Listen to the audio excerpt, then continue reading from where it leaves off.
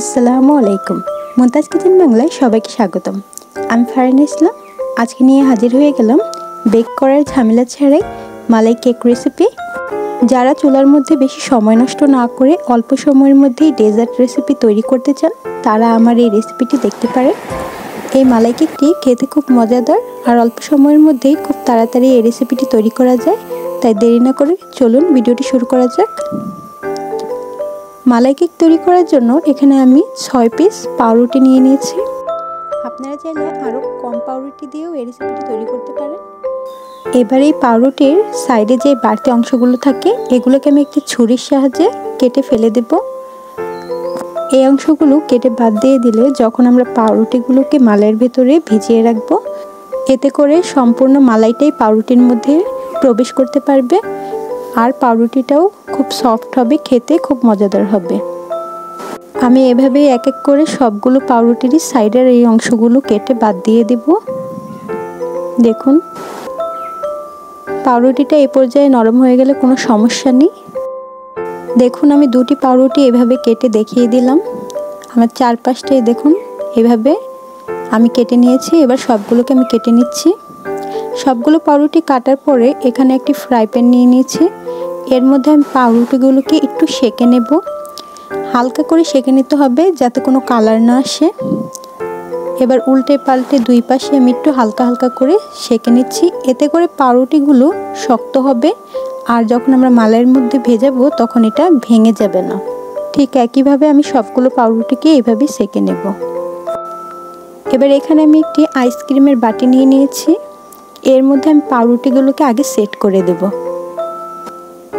দেখুন, আমি তিনটি করে মোট 6টি পাউরুটি এই বাটিটার মধ্যে সেট করে দিচ্ছি। আমার পাউরুটি সেট করা হয়ে গেছে। এবার আমি চলে যাচ্ছি মালাই তৈরি করার জন্য। মালাইয়ের জন্য আমি চুলাতে একটি প্যান বসিয়ে এর মধ্যে 2 টেবিল চামচ চিনি দিয়ে দিলাম। এ পর্যায়ে চুলার আঁচ কিন্তু মিডিয়াম টু লোতে রাখতে হবে, না হলে চিনিটা পুড়ে যাবে। এবার চিনিটা যখন এইভাবে গলে আসবে তখন চামচের সাহায্যে নাড়া দিতে হবে। আগে নাড়া দিলে চিনিটা দলা বেঁধে যাবে।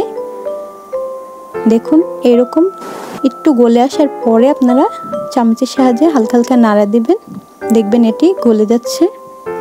এরকম যখন একটি কালার চলে আসবে তখন এখানে অ্যাড করে দেব 2 কাপ পরিমাণ দুধ।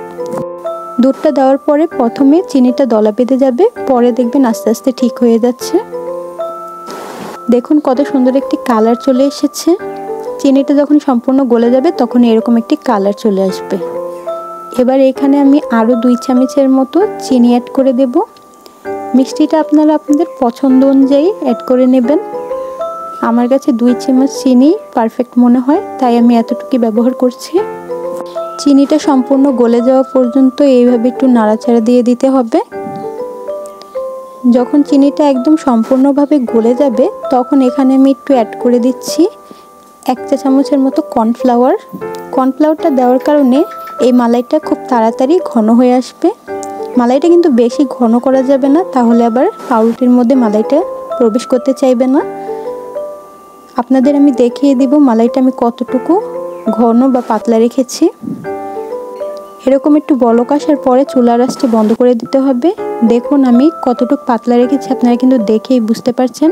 একদম ঘনও করিনি আবার একদম পাতলাও করিনি, মিডিয়াম রেখেছি। এই পর্যায়ে আমি চুলা থেকে নামিয়ে নিচ্ছি। এবার যেই বাটির মধ্যে আমি পাউরুটিটা সেট করেছিলাম ওই বাটির মধ্যে আমি এই মালাইটিকে ঢেলে দেব। গরম অবস্থাতেই ঢেলে দিবেন, এতে করে পাউরুটিটা মালাইটা খুব সুন্দরভাবে অ্যাবজর্ব করে নেবে।